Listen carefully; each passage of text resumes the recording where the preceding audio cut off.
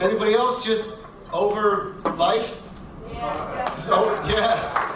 I didn't say show of hands, but show of hands. Good Lord. Let me tell you about my day today, okay? Because I flew in today. I'm going to tell you everything that led up to my weird fucking day until Greg picked me up from the airport, okay? My flight was out of Burbank, which I don't know if you know is like near LA, but it's not LAX. If you go to LAX, you gotta get there a day early for your flight, or else you won't make it on time. You'll still be late to wherever you're going. You'll miss the flight. So I'm going to fly out of Burbank to get here. The flight is at 7 a.m. Okay, I need to sit down for this shit. Okay, I need to sit down. The flight is at 7 a.m. Okay? So, I don't know if you've been to the Burbank airport, but the Burbank airport is like, you could get there, bless you, you could get there like as the plane is in the air. And they'll be like, we'll still get you on the flight. We'll just put you on a smaller plane that goes next to that plane, and you just fucking hop over and you'll be good. You'll get in there. Like, it's just, you can get there right before the flight, it's fine. And I got TSA pre, right? So I'm walking in there like I'm the king of Siam. I'm just straight in there. Bless you again. You might have allergies. You might need some Claritin. Anybody got Claritin in the back there? So I walk right in. I go up, and there's a long line in the regular standard screening, right? There's a long ass line, and I'm just like, what's going on? I'm like, oh yeah, Memorial Day. I forgot about that. Like, it's a heavy fly day weekend. So I'm walking by, and in my head, you know, I'm there at 6. My girlfriend dropped me off at 6. I didn't even get there 2 hours before. I got there 1 hour before. My flight boards in 20 minutes. I'm like, I'm looking at them walking by in my head. I'm like, you didn't get here. You didn't get TSA free? What are you doing? It's $75 for 5 years. That's less than a penny a day. Get your shit together. And I walked in TSA free. And when I go there, I'm all smiles. My flight's not even boarded yet.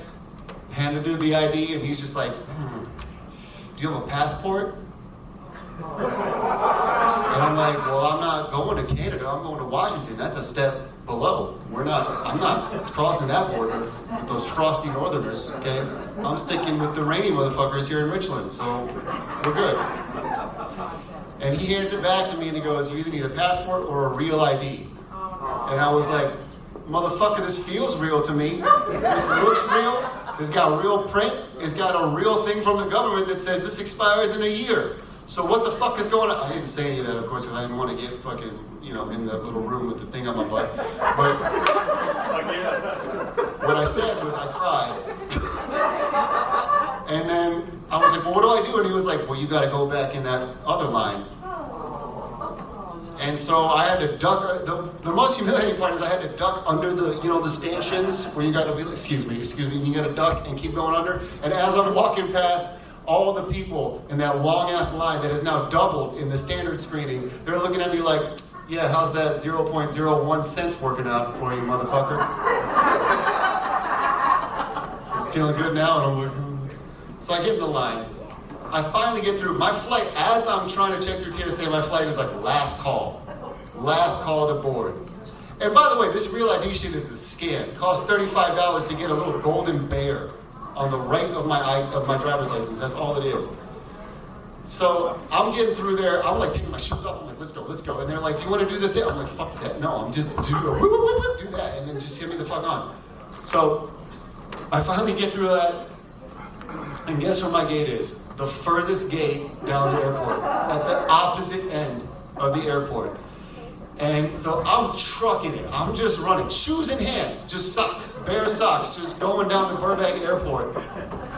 And I get there, and the lady was about to shut the door, and she looks at me and she's like, whoo, there's always one. And just left it.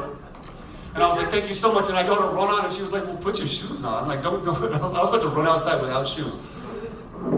So, put my shoes on, I get on the flight, screaming baby behind me for three rows behind me for the entire flight. Just screaming.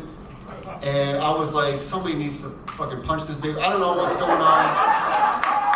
And it's not even the baby. I'm not even mad at the baby. I'm just mad at that there's one on the plane that someone decided to take. And it's not even I'm mad at the parents, it's just that I remember growing up in the 90s. I remember when Northwest Airlines existed and seats were the size of a normal person. They would give you free meals And they would give you, you could, the stewardesses were all hot. It was a fantastic time, or gay, and they were silly, and they were like, here's your peanuts, bitch. And it was just a fantastic time to be alive.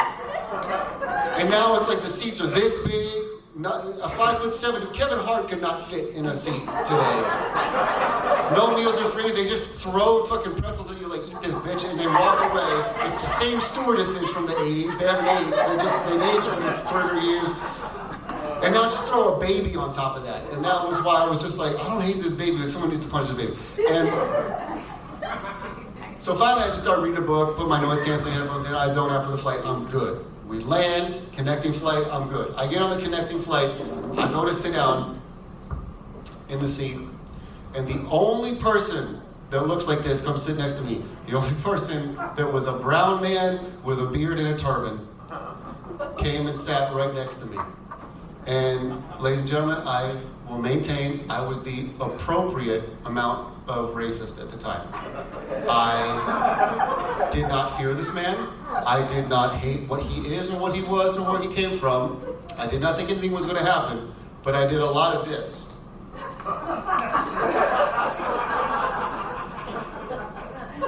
Just a lot of that. And he didn't talk, it was fine. And then the weird thing that happened was I became more racist when we landed safely.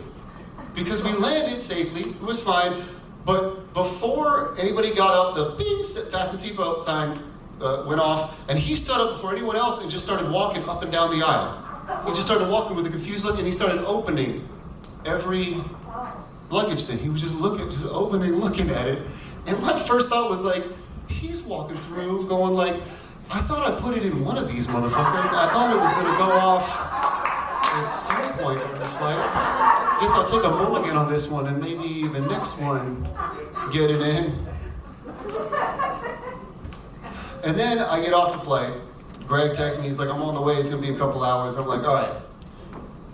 I'm gonna sit there, I'm gonna drink some coffee, I'm gonna get some work done. I pull on my laptop, my girlfriend, boop, sends me a text message right when I open my laptop. It's like, hey, got these photos in the mail. And it's just a picture of me on a government camera getting a ticket and a citation for a red light turn because I didn't stop all the way.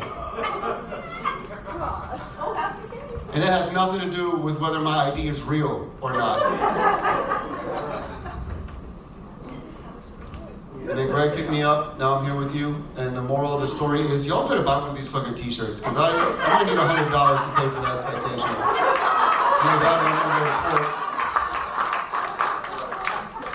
I know some of y'all didn't go with me on the story, but it's okay.